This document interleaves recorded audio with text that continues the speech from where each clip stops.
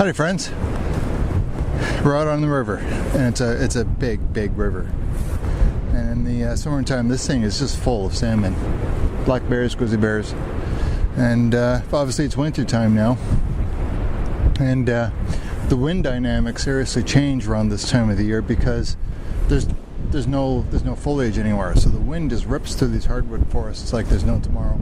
And thank goodness, because if these trees were full leaf out and we were having these winds, there'd be trees coming down right now because they'd have much more sail.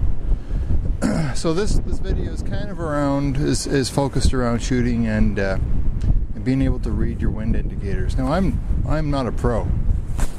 When I have questions, I need to go to the pros to get the answers because I don't have them myself. And you know what? You can sit there for a long time on the internet trying to research the subject, and you might be lucky if you come across a fairly experienced and reasonably knowledgeable source. However, it's really nice to be able to go to your library, pick up a book, and just read what it is you need to know.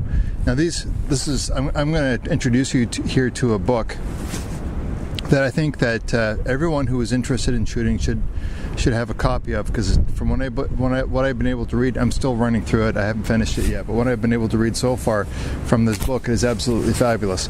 There seems to be an emphasis for competition shooting where you're on templated ranges and you got range flags and stuff like that. However, a lot of the same coaching tips that are in this book you can apply to pretty much any situation, including what we're in right now, by kind of adjusting yourself to your environmentals and the area that you're familiar with, being able to read the indicators.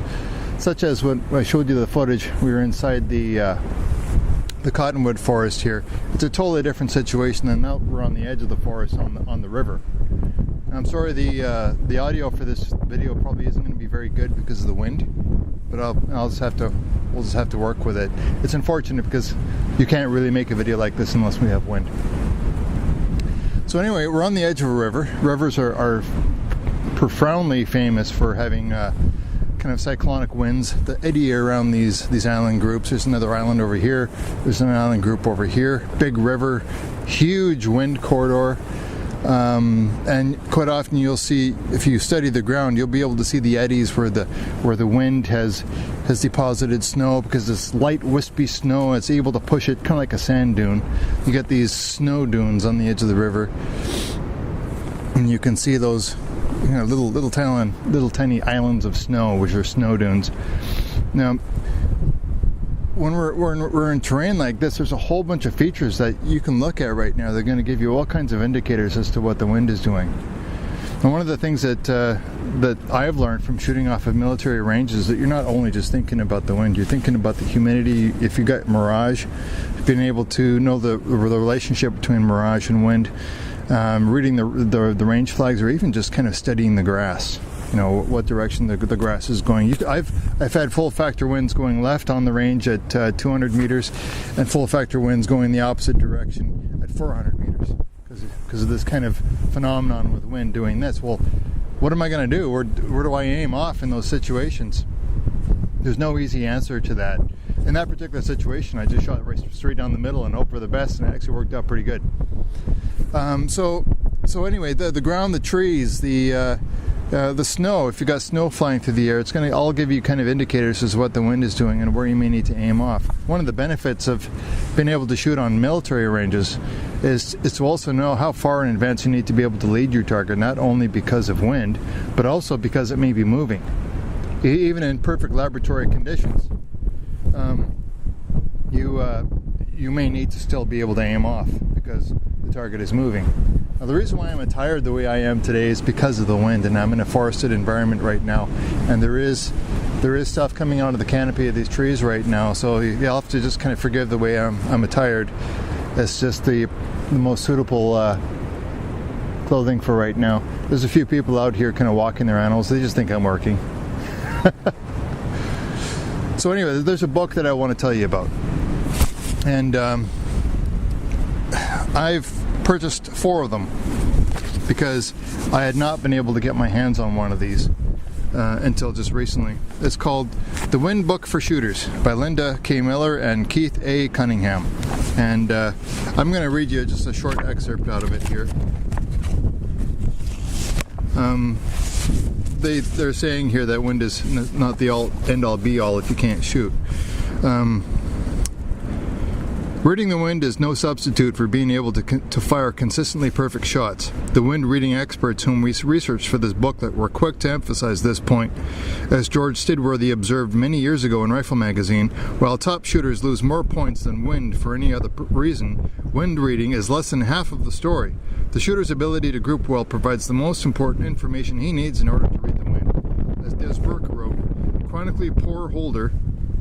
a chronically poor holder has little chance of becoming skillful at wind judging. That brings to mind the old adage that the best holder is the best wind judge. I mean, if you know how to shoot, you need to know how to shoot before you'll be able to tell what the wind, how the wind is affecting your shooting. Because if you're not shooting good, then the wind is only a part of the puzzle. You're the lowest common denominator when it comes to being able to fire perfect shots. Now you add the wind and the environmentals and stuff like that. So there are all kinds of factors that come into play when you're shooting, and this is one of them, and it's a huge one. I mean, what kind of conditions that we're in today? Let's imagine we're out hunting and we see a pack of wolves 250 meters on the other side of the river, and you got full factor winds coming from left to right. Where are you going to aim? Too many times I've been out hunting in the bush and I hear bang, bang, bang, and they just keep shooting, and they're missing, and they're missing, and they're missing.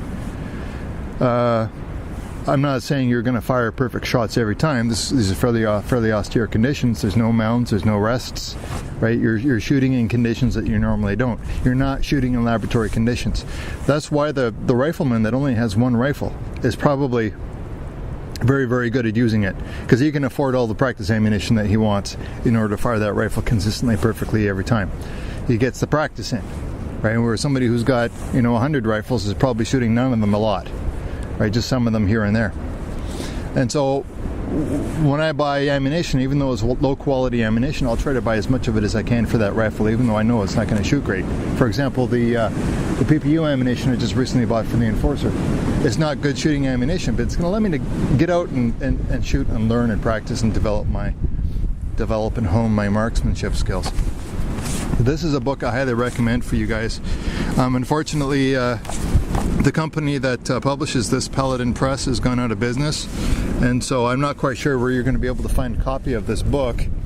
However, I did manage to acquire 4 different copies of the book, and so I'm looking at possibly using these books as prizes for the Cabin Fever Challenge.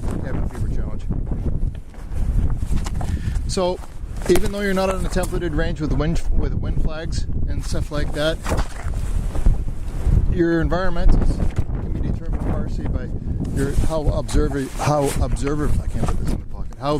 you can be, and make educated decisions in the field in order to make contact with that which you're trying to engage with. It's a beautiful day. Hope you're all doing well. Rifle signing off, and as always, Maple Leaf out.